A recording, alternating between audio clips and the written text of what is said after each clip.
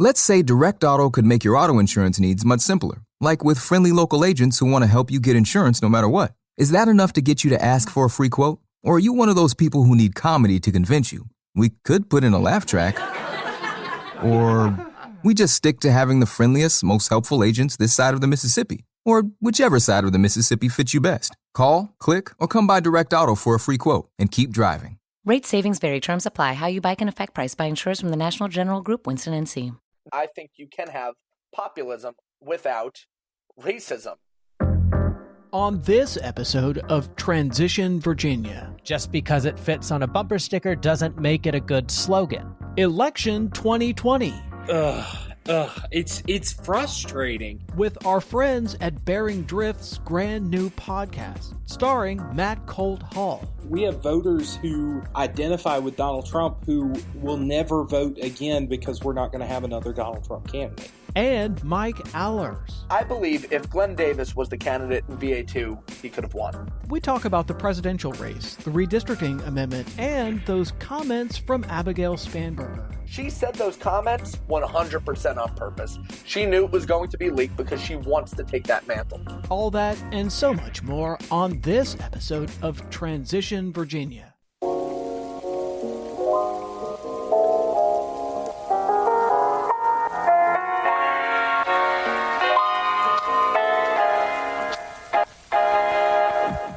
Welcome to Transition Virginia, the podcast that usually examines the transition of power from Republican to Democrat here in Virginia. This week, we're going to do something a little different. We're joined by our friends at Bearing Drift and their podcast, Grand New Podcast. We're joined by Matt Colt Hall and Michael Allers. Thanks for joining us. Thank you guys for having us. Thank you. Feel honored.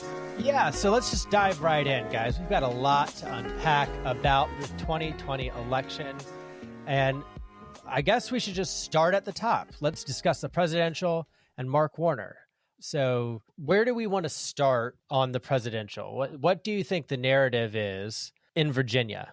I think we are slowly but surely becoming like a Maryland or a Massachusetts, where if you run like a Charlie Baker in Massachusetts, or you run as a Larry Hogan, there is a shot, but Republicans are too stupid to run somebody like that here in Virginia, so we keep failing miserably. Matt, I would actually say it's more like New Jersey, not too dissimilar to Maryland. It takes a Chris Christie or a Christine Todd Whitman to break through.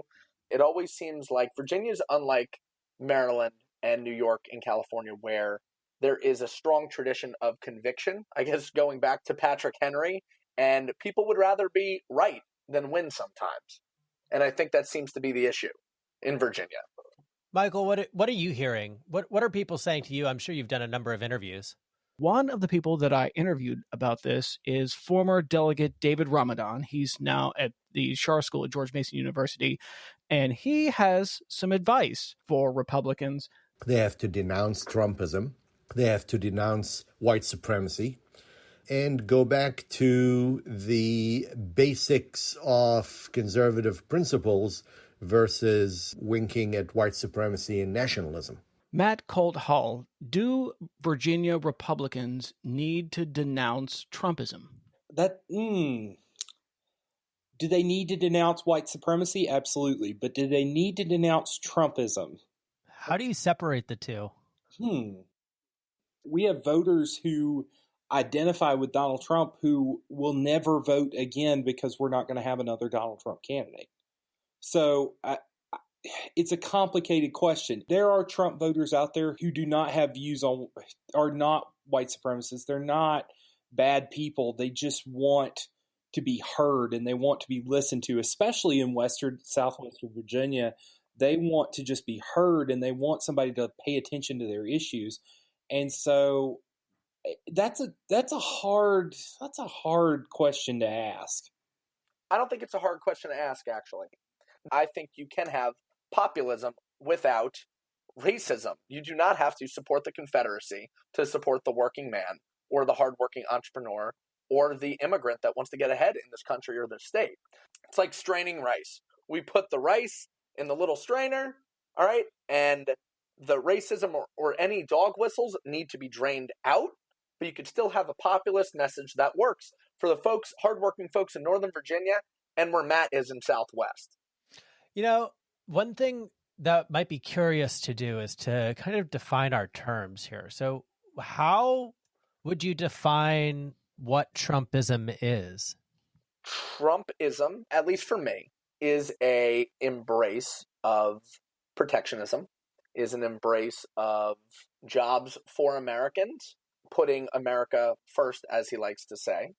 And I think for far too long, the Republican politics, as we've all seen, I think what contributed to the rise of Donald Trump. And the people that thought putting Jeb Bush forward would be a good idea is that people were looking for a fighter. People wanted to have pride in America again. People wanted those jobs to come back overseas. And that connects with those voters.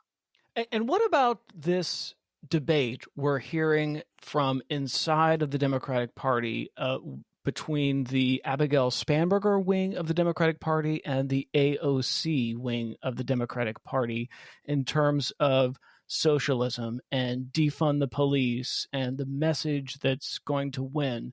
You know, historically speaking, when a president comes into office, that first midterm, the party in power gets hit really hard. And so I think heading into 2022, that's an election cycle where historically we've seen the party in power, in this case, the Democrats, losing seats. And Thomas, I'll actually put the question to you. Do you think the Democrats are going to be attacked by this argument that we've heard from Republicans that you want to defund the police and you're not for law and order and you're a bunch of communists? And is that an argument that's going to make Democrats lose seats? If you listen to the whole recording of what Spanberger was saying, and I was just talking to a friend of the podcast, Trevor Sutherland, about this the other day, Spanberger was saying, don't say what you don't mean. If you don't mean defund the police, don't say it. Just because it fits on a bumper sticker doesn't make it a good slogan. That's what she's saying. And, you know, there are people in the Democratic Party or consider themselves like DSA who do want to defund the police, but as far as responsible progressive policy arguments, that is not actually what they mean if you compare it to what Republicans mean when they say defund Planned Parenthood, where they want a zeroing out of Planned Parenthood funds. That's not actually what Democratic activists and progressives are saying for the most part. And Spanberger's point was say, like, find a new slogan, one that accurately represents what it is you're trying to do, because the Republicans are just going to kill us with defund the police if you keep pushing that bumper sticker talking point. And I don't necessarily disagree with her. And I think it just depends on the district, right? So one, we're going to have new district lines. So I don't think it's necessarily a given that Spanberger is going to get hurt in 2022. We just have to see what the redistricting map looks like. But the other thing is you can't go swiping at a whole wing of the party less than 48 hours after the election. And I would say that's probably a rookie move by Abigail Spanberger there. And you can't win unless progressives bust their butts for you in these swing suburban districts long term. The Democrats will not be able to win without massive input by progressives. And so I don't think it's a smart thing to like come right out of the gate swing at your own party. So I want to address this, and I would respectfully disagree with my friend Thomas Bowman. I just think it was, for Abigail, it was such a, I almost want to call it a profile in courage. Like, it was to stand up to the Democratic Party and say, we cannot and we should not do this. And I love this quote where she said, we never need to use socialist or socialism again. We lost good members about that. If we are classifying Tuesday as a success, we will get fucking torn apart in 2022. For her to say that and have the courage to be able to speak up, I was just amazed at that. And I really wonder, the Democratic Party cannot go in this direction because you're going to scare voters.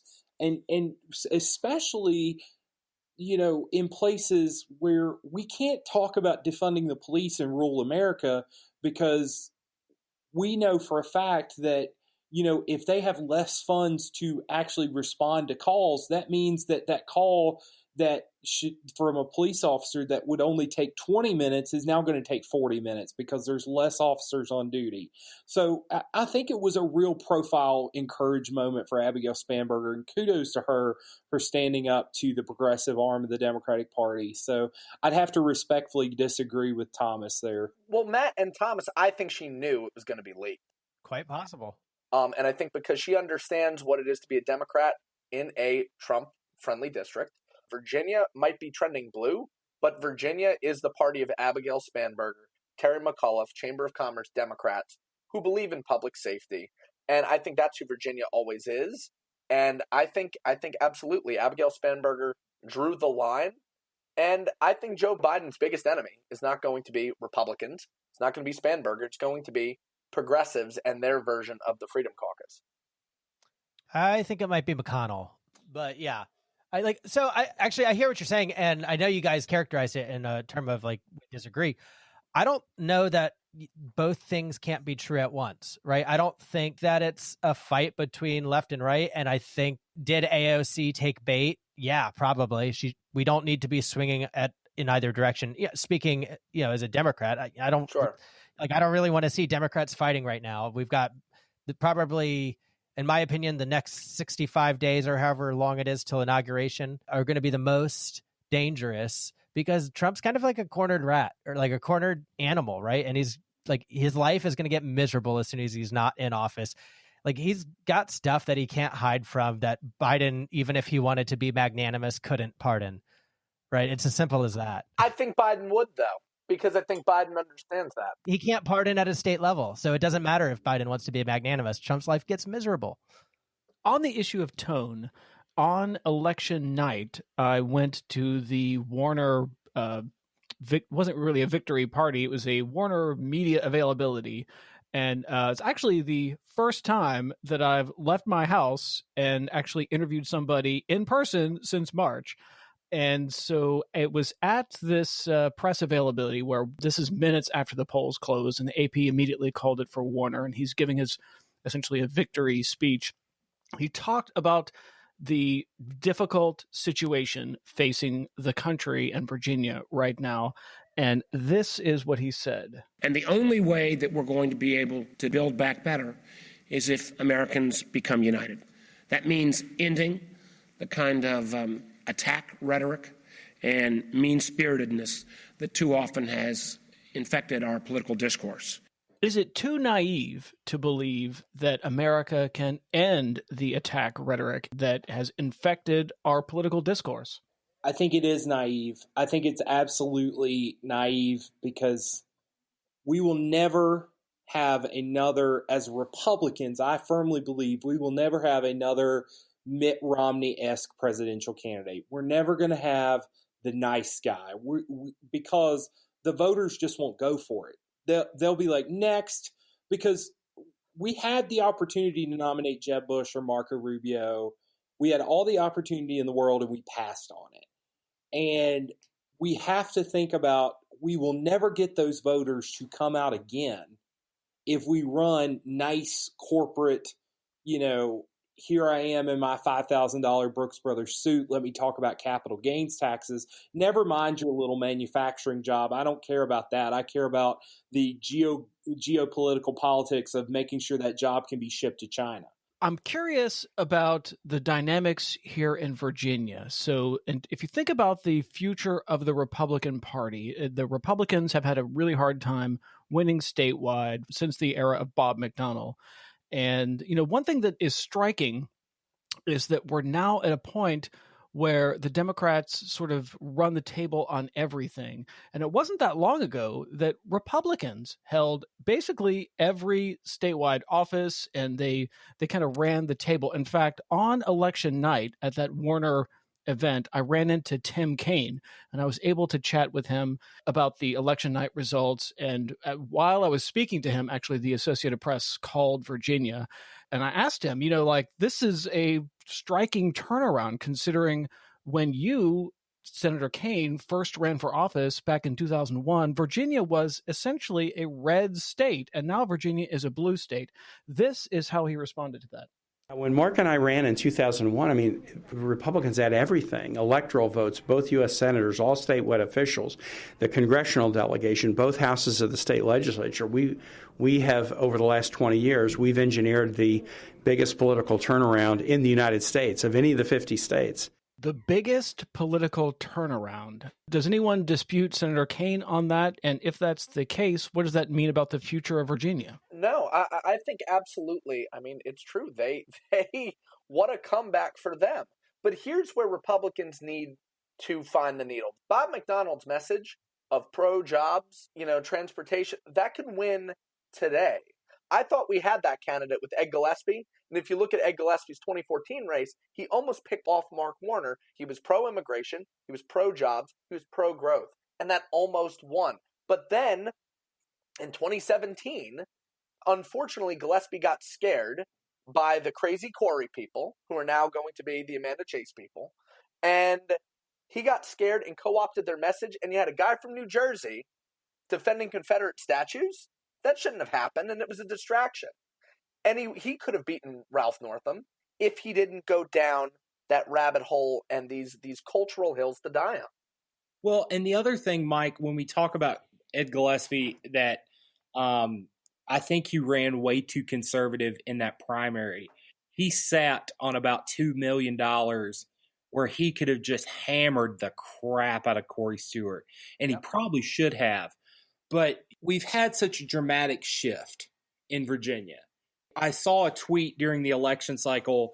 I believe it was Jeff Shapiro talked about, he remembered in 2004 when John Kerry was going to make a play for Virginia. He opened an office in Richmond. Everybody got excited, press releases. 2 weeks later, office was closed, staffers were shipped out.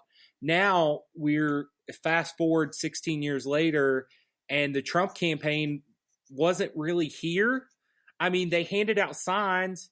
They would knock doors here or there, but the Trump campaign wasn't in Virginia. Well, their main headquarters was in Arlington, wasn't it? Headquarters was in Arlington, let's be real, but that's only because it's close to D.C.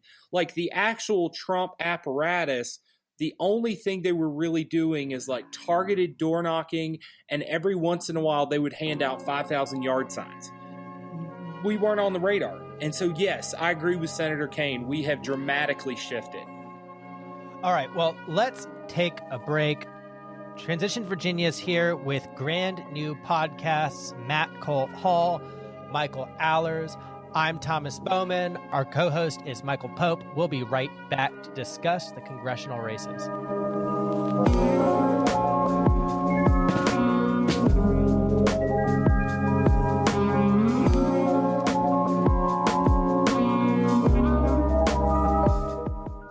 Present you is burnt out at your current job. But future you works at Geico. And future you is also a beekeeper. Me? I don't even go outside. Well, with Geico, you got a consistent schedule. So you are now one with nature, my friend. So I've become a bee person? Technically an apiarist. And yes, you also got a competitive salary, so you had the funds to start a new hobby. All right. Give me that honey. Virginia Beach. Start your future at Geico. We're hiring claim sales and service agents. Apply online today at geico.jobs/Virginia Beach. Hey, you. Yes, you. You're listening to Transition Virginia right now, and you're probably a fan of the podcast, right? Well, then rate and review, like Trevor Sutherland. 1 star. The only time I listen is when I'm on. That's not really what I was thinking. Well, how about this review from Richard Krause? This piece of shit podcast, I wouldn't even rate 1 star. Come on, listeners. I know you can do better than that. Hit the pause button right now and give us a quick review.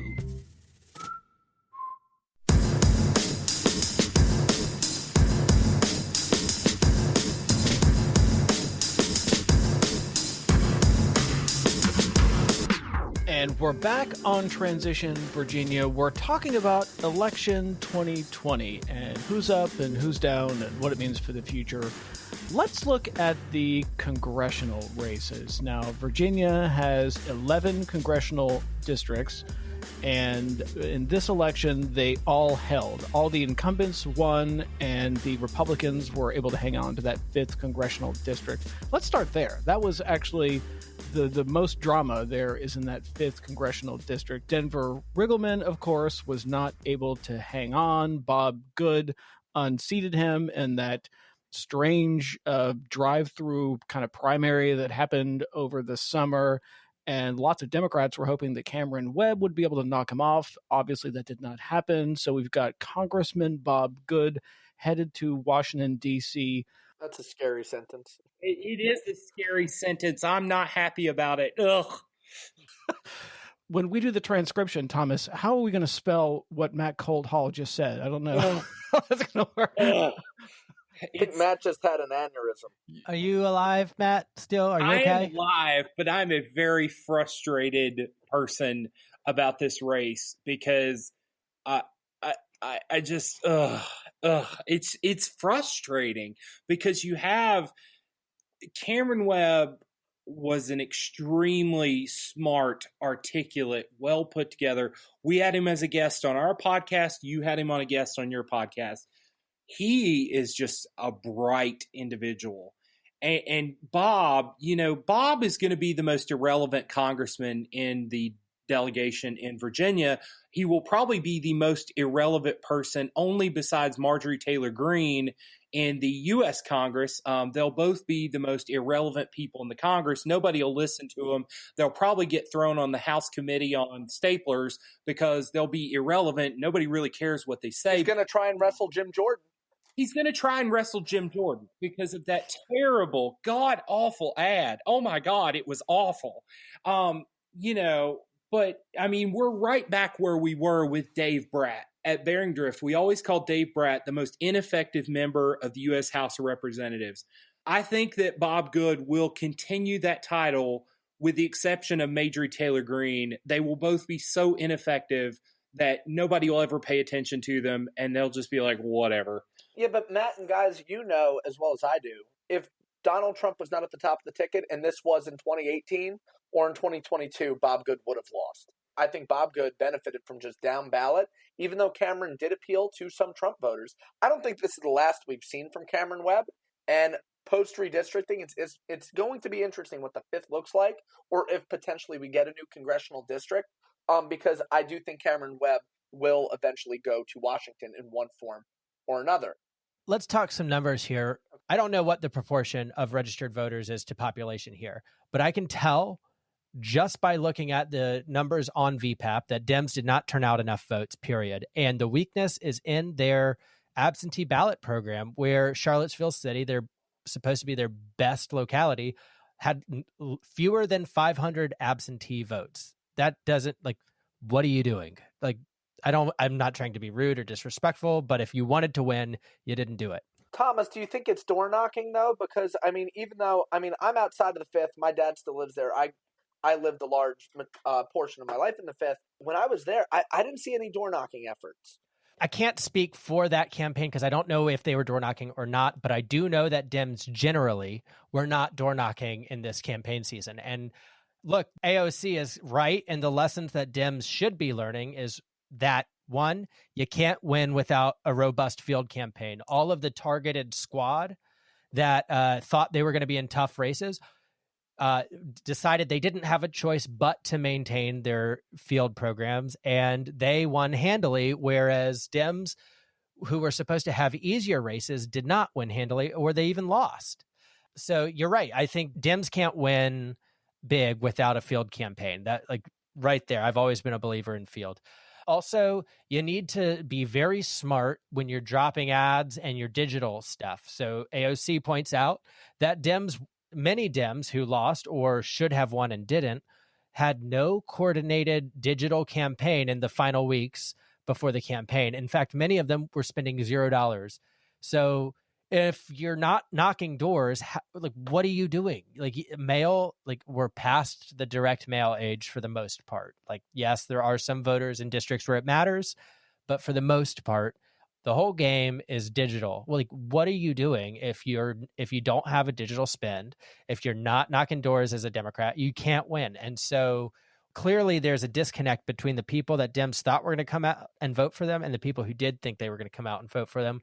But very clearly some basic things need to happen for Democrats, and that is you have to run a field campaign and you have to be strategic with your messaging in the weeks before an election.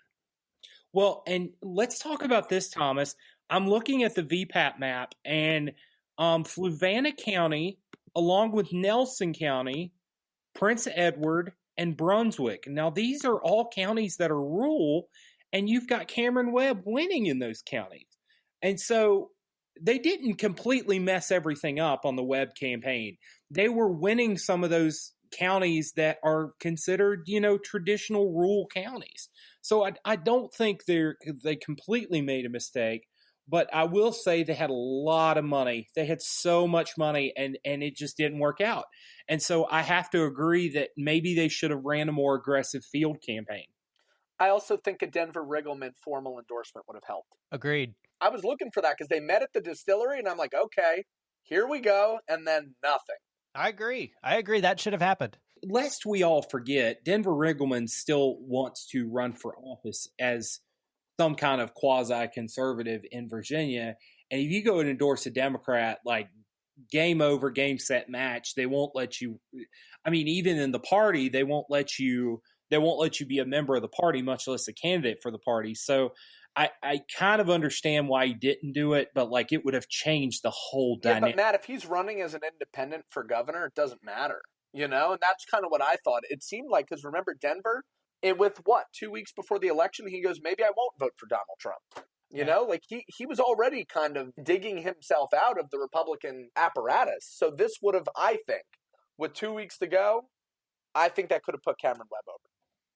Let's look elsewhere here on the congressional map. So Elaine Luria was able to hang on in the 2nd congressional district against Scott Taylor, and the aforementioned Abigail Spanberger was able to hold the 7th against Nick Freitas. Now, the Luria seat and the Spanberger seat are 2 Trump districts. We saw across the country a lot of Democrats in Trump districts lose, and there was a lot of speculation that Luria and Spanberger might not be able to hold these seats because they were, in fact, Trump districts.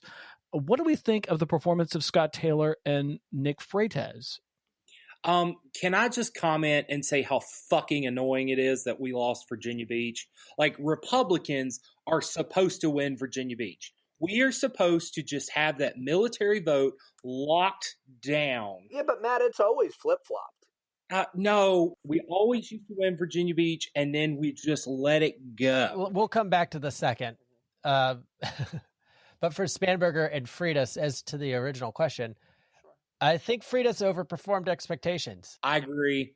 Well, I will say this. Look, I've known Nick ever since he jumped in. I helped actually run his first campaign. Nick, I think, should have possibly sat this one out to run for governor in 21 because that field's wide open. But I will say he overperformed expectations. But Spanberger, held on because she is really the deciding vote in this country. She's a suburban mom, and a working mom. And I think that really spoke to people. With Elaine Luria, I think, honestly, with Scott Taylor, it doesn't help. I believe if Glenn Davis was the candidate in VA2, he could have won.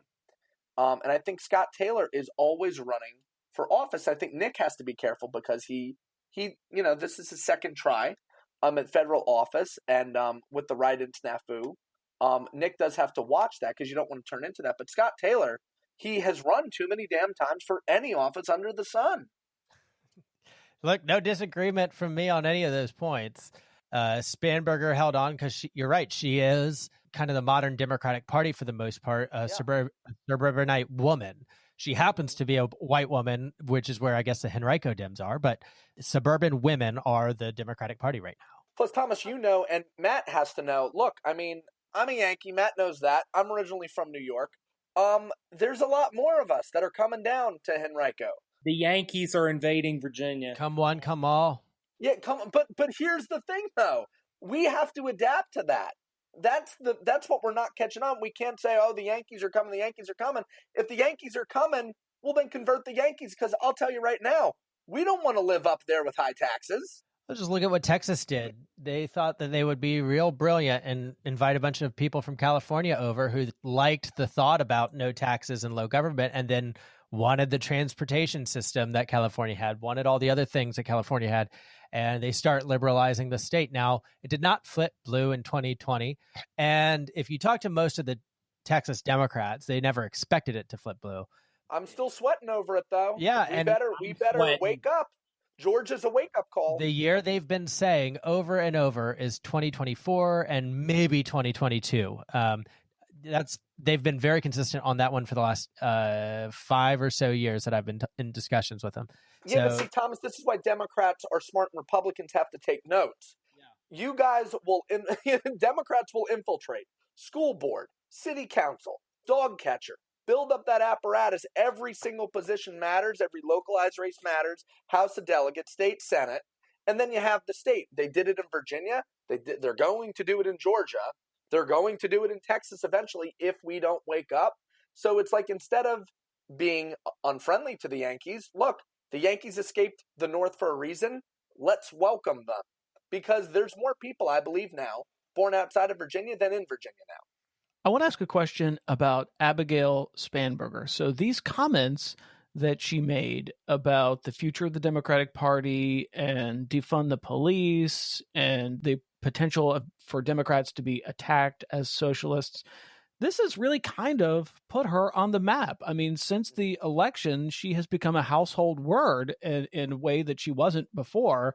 Do you think that Congresswoman Spanberger has now sort of set herself up to be the anti-AOC, or like the voice of the moderate wing of the House Democrats? Absolutely. And I think I would say, to her point, she has allies, because she's the one that's going to get deals done. Mikey Sherrill held on too, didn't she, in New Jersey? It's going to be that wing of the Democratic Party, the suburban moms, working moms that are pragmatic in their solutions, that will outlast and outpace an AOC. AOC will live on the internet, but when it comes to actually the policies that Democrats want to push, it's going to take an Abigail Spanberger. And she knows that, and I quite think she's positioned herself. That's why I think she said those comments 100% on purpose. She knew it was going to be leaked because she wants to take that mantle.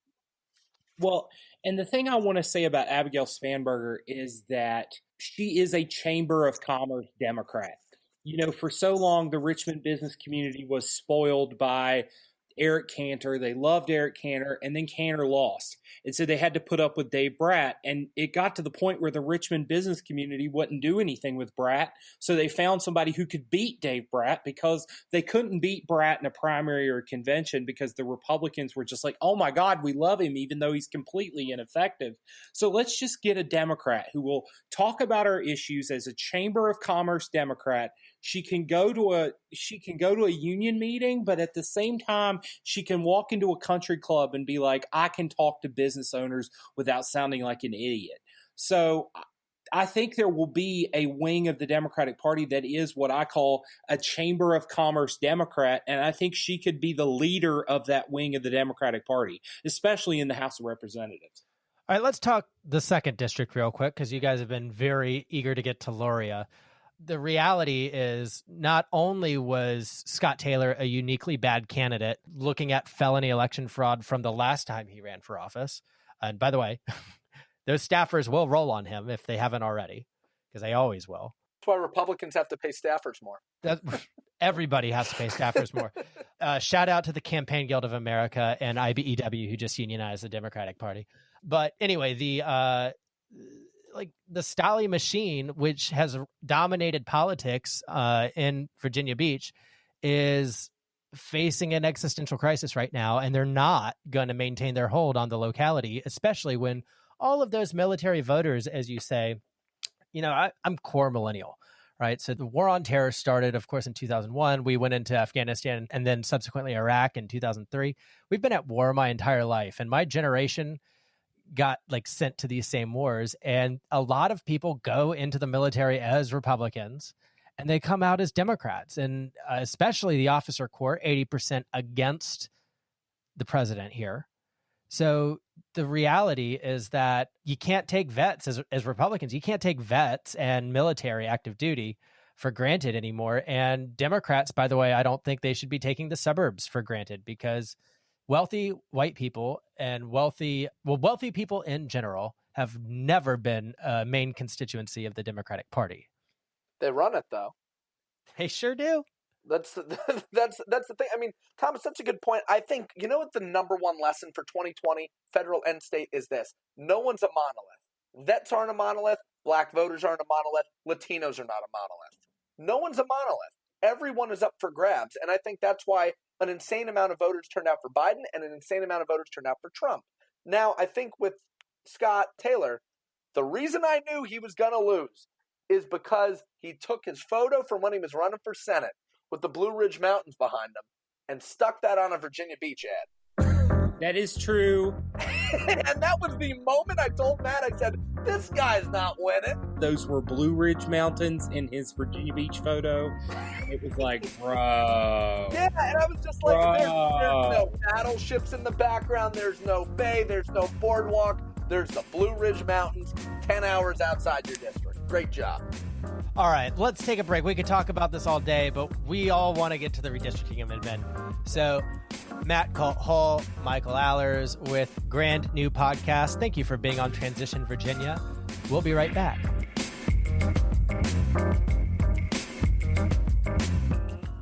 Let's say Direct Auto could make your auto insurance needs much simpler, like with friendly local agents who want to help you get insurance no matter what. Is that enough to get you to ask for a free quote? Or are you one of those people who need comedy to convince you? We could put in a laugh track. Or we just stick to having the friendliest, most helpful agents this side of the Mississippi. Or whichever side of the Mississippi fits you best. Call, click, or come by Direct Auto for a free quote and keep driving. Rate savings vary. Terms apply. How you buy can affect price by insurers from the National General Group, Winston NC. 2020 has been a lot. A lot of couch sitting, binge watching, sweatpantsing, stress eating, feeling stuck kind of stuff. Get up and get unstuck at Planet Fitness. Join for just $1 down, $10 a month, no commitment. Now through November 18th. Stress less and move more in our super clean and spacious clubs. And the crowd meter in our app helps you pick the best time to visit. Join for just $1 down, $10 a month, no commitment. In club or at planetfitness.com. Deal ends November 18th. Planet Fitness locations are independently owned and operated. See club for details. If you want to benefit from Pay to Play, now you can by joining Transition Virginia's exclusive Patreon community. Chip in as little as $3 to help us produce this podcast. Sustaining members get their questions asked on the show, which means you know the next guest before the episode comes out. So if you want us to ask your questions, or even if you just want to support the show, hop over to transitionvirginia.com and click the orange button to become a Patreon patron today. And we're back on Transition Virginia. We're talking about election 2020 and who's up and who's down and who won and who lost. One of the big winners in this election was supporters of Amendment 1. This is the redistricting amendment that creates a new 16-member redistricting commission. So it takes the power out of the hands of the Democratic leaders in the House and Senate to draw maps, and instead puts it in this newly created 16-member commission, 8 elected officials and 8 citizen members. Now, this group actually has an extremely tight deadline. The first deadline is November 15th. That's just a few days from now. That's the deadline for the Chief Justice of the Virginia Supreme Court to issue a list of 10 potential judges to leaders in the General Assembly. And the leaders in the General Assembly will then choose 4 judges, and the 4 judges will choose a 5th judge. So you got your panel of judges. December 1st, by the way, is the deadline for leaders in the General Assembly to name the Super 8 redistricting lawmakers. These are the 8 elected officials that will be part of this commission. And then January 1st is the deadline for that 5-judge panel to name the citizen members. So just in the next few weeks, we've got a flurry of activity on this commission that didn't even exist really a week ago. How is this commission going to work, and how is this going to change things in Virginia? Open question to anyone that wants to answer it. Well, Republicans in Virginia across the board are considering this a big old win, because we know that Eileen Filler-Corn and Dick Saslaw would have drawn the map so bad that the only Republican left might be Morgan Griffith, but he would have to represent 3/4 of the state. So Republicans are considering this a victory. However, the amendment was so complicated wording. Like it was hard to like make it digestible. And I wonder if some people voted yes just because they didn't know what it was, because it was just such a complex system. Is that logical, voting for something because you don't know what it is? I mean, wouldn't the And I would say no. I would say no. It's not a logical decision. Well, it was the way it read sounded very nice. It was worded beautifully. Yeah, well, yeah, and one of the reasons Democrats, the party, had an objection was because, in their opinion, it was worded in a very misleading way. I think ultimately you're just going to have districts that look really similar to the way they're currently drawn, and here is my rationale for that. Because you don't want 2 members of the General Assembly objecting to these maps and kicking it up to the Supreme Court, because it's a pain in the ass now if that happens. And it's a huge risk if that happens. You're going to just try to make sure everybody's happy. And you're going to draw districts that more or less bring the same people back year over year. I think that is what's going to happen with these districts, frankly.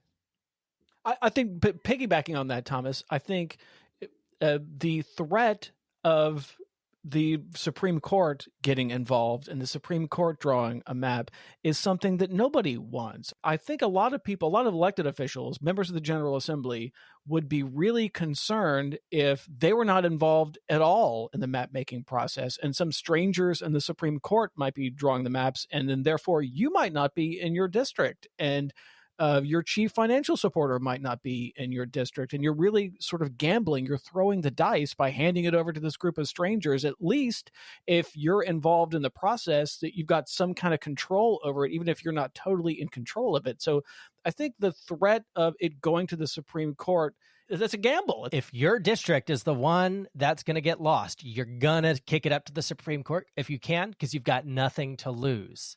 So, yes, I hear collectively 98 of the 100 members of the General Assembly might not want to kick it up to the Supreme Court, but 2 members is all it takes.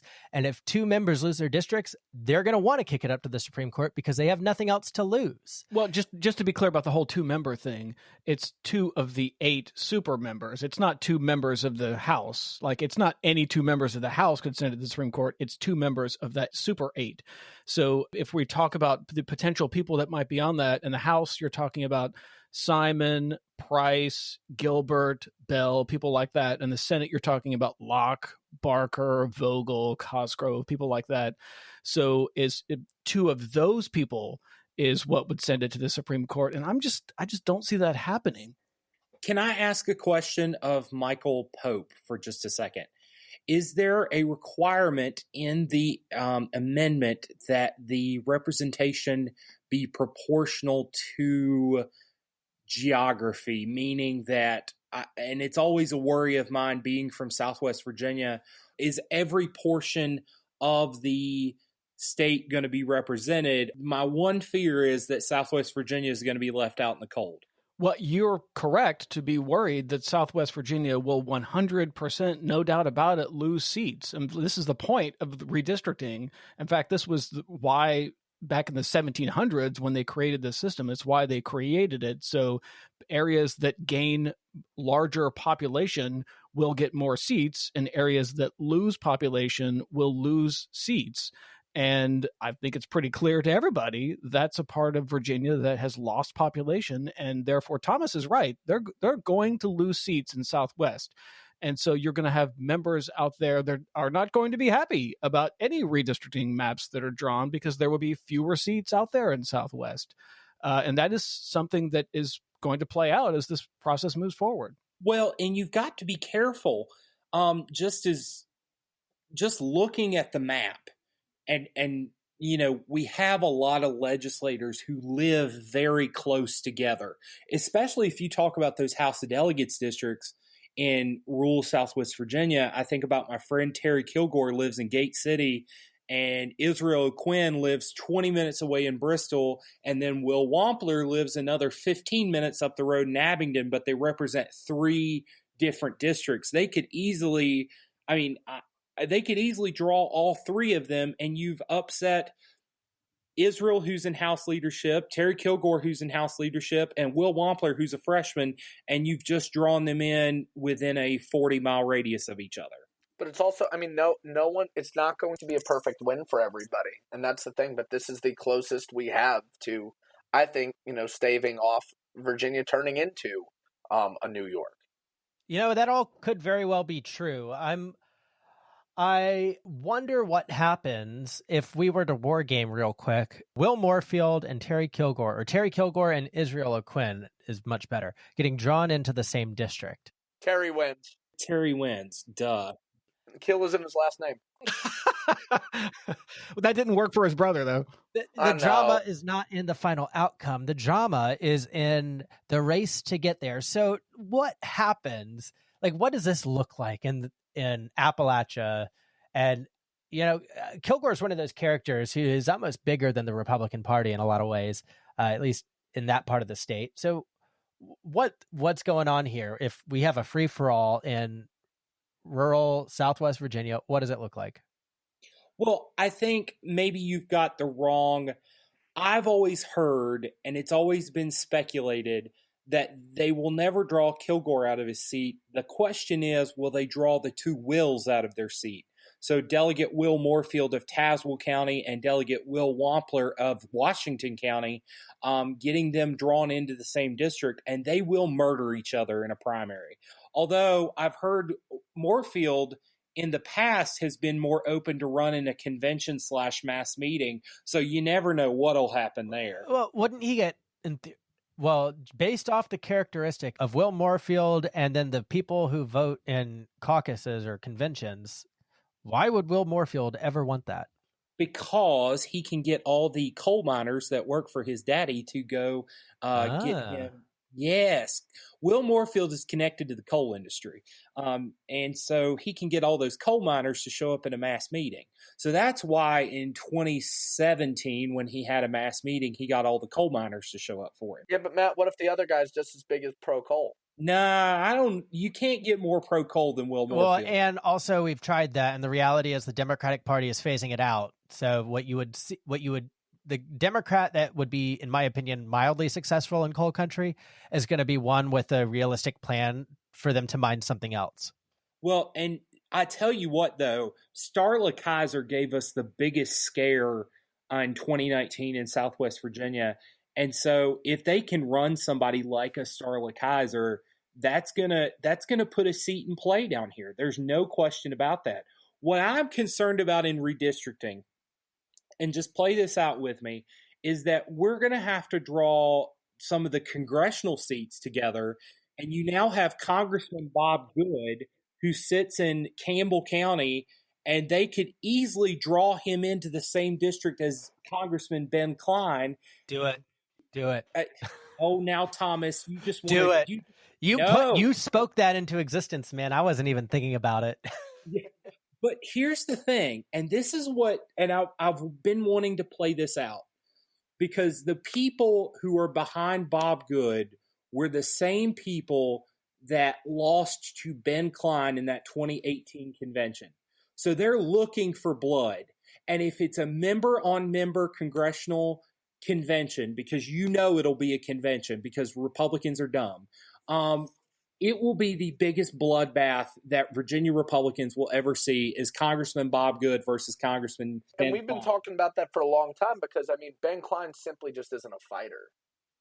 Well, Ben is a fighter, but he's going to have to fight more than he ever has before. My impression is that there's not a lot of Republicans who actually like Ben Cline. In fact, one of the reasons for a lot of the General Assembly endorsements he got was so that he would get out of the General Assembly.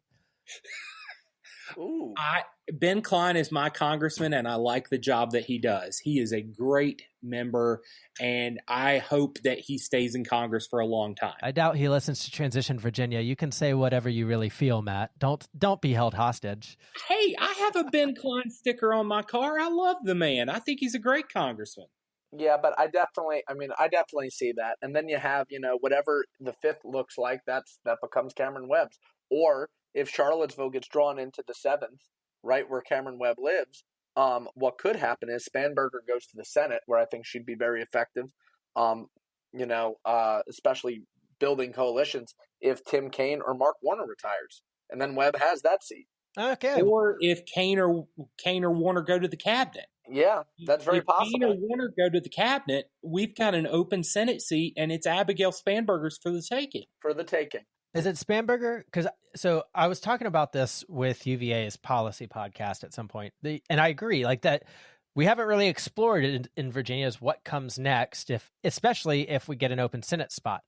And I think, by the way, that McConnell keeping the Senate leadership for now, at least, makes it more likely, not less likely, that a Senate seat in Virginia opens up, because you're now looking at who will McConnell say yes to, right? And then also who won't hurt the Democratic Party if we elevate them, right? And so then you'll have an era of patronage and moving ahead in the Democratic Party. And I think we should not necessarily take for granted that it would be Spanberger, because I don't know that she's first in line. You've got people like Bobby Scott and Don Beyer that might be appealing to Governor Northam, but we could also open up or get Jennifer McClellan off the bench, right, and appoint Jennifer McClellan to Senate. Ooh, so that's interesting. Yeah, and avoid, by the way, or Cameron Webb. Well, yeah, and again, like that'll be Ralph's call to make, but Ralph could potentially, especially if Terry McAuliffe wants to come back and run for governor, can say, okay, well, let's have some restorative justice here and just put McClellan in as senator. That would clear the field. Or his own wife, potentially, Dorothy, was eyeing a run at the 10th. Oh, I don't know that she has elected office in her, but it's wide open if you have the money. So, all right, well, we've got a wrap. We've gone for way over our time. Thank you. It was fun. This was great. It was a ton of fun. We should do this more often. Matt, yeah, let's do it. Matt Colt Hall and Michael Allers of the Bearing Drift's brand new podcast. Thank you for being on Transition Virginia. I'm Thomas Bowman. I'm joined by Michael Pope. Follow the podcast at TransitionVA on Twitter. Send us an email to transitionvapodcast@gmail.com, and maybe we'll read it on the show. Join our Patreon community if you've got a question that you definitely want us to ask. And don't forget to like and subscribe and review. Give us 5 stars so you don't miss the next episode of Transition Virginia.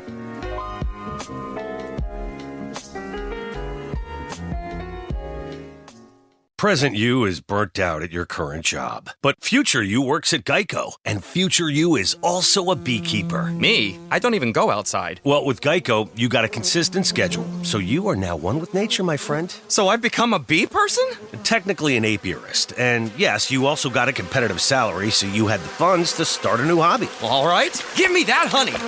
Virginia Beach, start your future at Geico. We're hiring claim sales and service agents. Apply online today at geico.jobs/Virginia Beach. Let's say Direct Auto could make your auto insurance needs much simpler, like with friendly local agents who want to help you get insurance no matter what. Is that enough to get you to ask for a free quote? Or are you one of those people who need comedy to convince you? We could put in a laugh track. Or we just stick to having the friendliest, most helpful agents this side of the Mississippi. Or whichever side of the Mississippi fits you best. Call, click, or come by Direct Auto for a free quote and keep driving. Rate savings vary. Terms apply. How you buy can affect price by insurers from the National General Group, Winston & C.